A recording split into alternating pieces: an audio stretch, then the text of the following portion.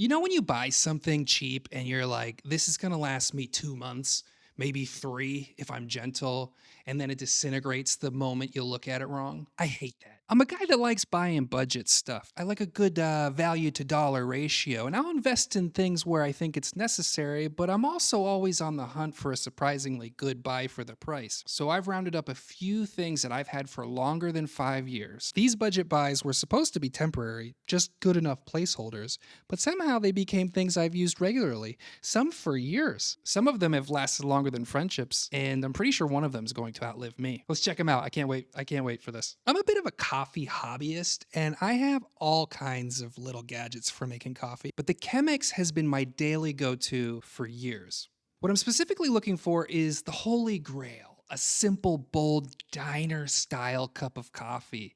And the Chemex delivers not only with simplicity, but with cheap beans. On my quest over the years of trying to attain amazing at home coffee, I have spent so much money just on beans and then only to be like, about all of it, that when I finally discovered that I could put a $7 bag of ground coffee, pre ground coffee, through a Chemex as long as I'm using it every day and it stays fresh, I love the results. And any coffee snob will have their chin on the floor at the sound of me saying that. But after making coffee through this thing twice a day for 5 years, so hundreds and hundreds of cups, it still tastes great. Everyone I make it for says the same thing. It's a relatively cheap and easy way to make good coffee, as long as you appreciate a good ritual. Plus, the Chemex has been around for over 80 years and is literally in the Museum of Modern Art. It's one of the only things in my kitchen that makes me feel like an adult. Well, this and the next one. This knife was a cult favorite in the early 2010s. Every forum thread, every kitchen blog, this was the entry-level budget knife to get. So I got one in 2013, and I still use it literally every day. I hone it with the steel from another set now and then. I hand wash it. That's it.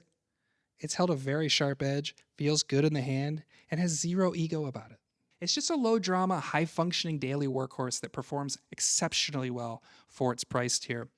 Now, this one's a little different because it isn't about physical durability. It's about staying power. Monikers is one of my favorite games to pull out when I've got a group over. I've played it so many times with so many different groups, I couldn't even tell you how many times I've played it. It's easy to teach. It works whether your friends are sober or halfway through a bottle of wine. And when someone misunderstands the rule, it just makes the game funnier. It's essentially a refined version of Celebrity. Round one, you describe the card. Round two, you can say one word. And then round three is charades. It's the same stack of cards for every round, which means inside jokes start flying fast. And by round three, it's chaos in the best way. This is something that doesn't budge. The immovable objects. Didn't we get that? Oh, I see. She is a female soccer player. Mia, help. Mia, It's a pig, but turned into a hog. Mia, hog. turkey. Monikers technically needs a minimum of 4 players, but the best part is it really has no max. You can easily play it with 10 or more people. So if you've got a weird number of people over and no idea what to do, you can always play Monikers. I bought this Bluetooth speaker on a whim in 2017 for the shower. I didn't want to spend much, and I assumed it'd die quickly and move on to something else. It's now 2025, and this no-name brand Bluetooth speaker is still my main portable speaker. It goes to the patio, on vacation, into the kitchen, and yes, it still lives in the shower. I've experienced friends' more expensive Bluetooth speakers, and they may be bassier or whatever, but it never justified the significant increase in price that they paid. For under $30, it's been a total steal. It probably isn't a piece of outerwear I've worn more often over the last 12 years than my Levi's trucker jacket. Type 3 trucker debuted in 1967 and has become a staple in American menswear. It's been through decades of trend cycles without ever fully falling out of favor.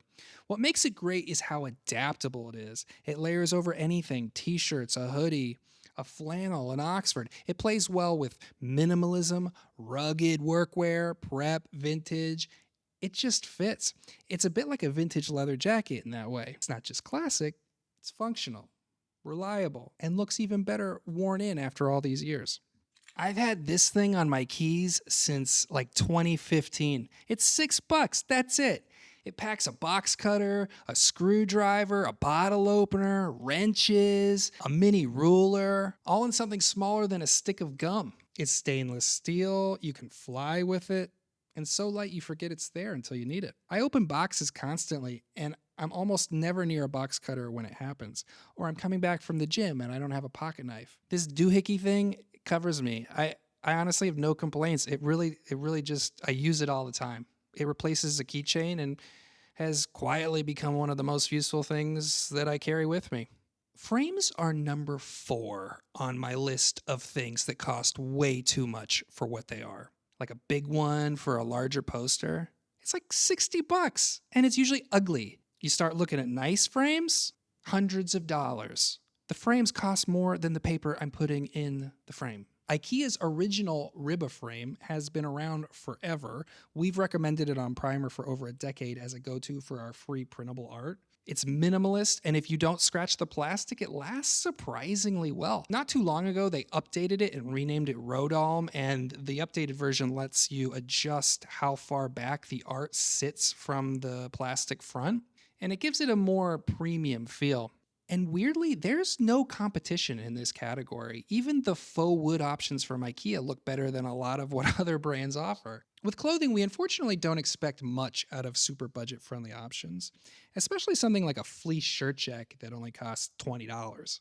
But I've had this thing for 5 years and I wear it regularly. It's super soft and has a nice structure with the double chest pockets. As a shirt jacket, it works great. It's a little softer and less rigid than some of my nicer shirt jackets, and the green color offers a nice pop. In my rotation, it's basically a cozier alternative to a hoodie when I need something a little more intentional.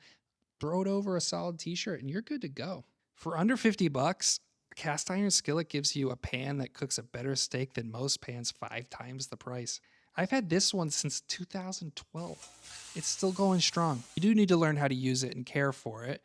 No soap, no scrubbing unless dire, no dishwasher. Reseason it occasionally. But what you get in return is worth it.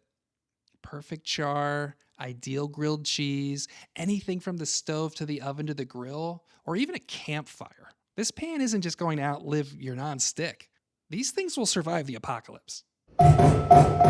There are some things I want to buy once and never think about it again. Most of my cocktail gear fits that category, and this heavy-duty mixing glass is no exception. I bought it in 2017 for $16. It's got a classic design to it, but nothing flashy. It's functional, heavy-duty, and still going. Mixing glasses are great for spirit-forward drinks like Old Fashions and Negronis. Stirring instead of shaking gives them a cleaner, smoother texture. It really does depend on the ingredients of the cocktail. And I'll be using this one until I knock it off the counter while making round 3. The Converse Chuck 70 in the parchment colorway has been a consistent go-to for me for the last 5 years. It nails that rare mix of versatility, longevity, and visual balance. Unlike the regular Converse line, the parchment color and the combination of the changes that the 70 has gives it like a soft, warm tone that plays well with everything. Like, it's clean enough to feel fresh, but grounded enough to look lived in.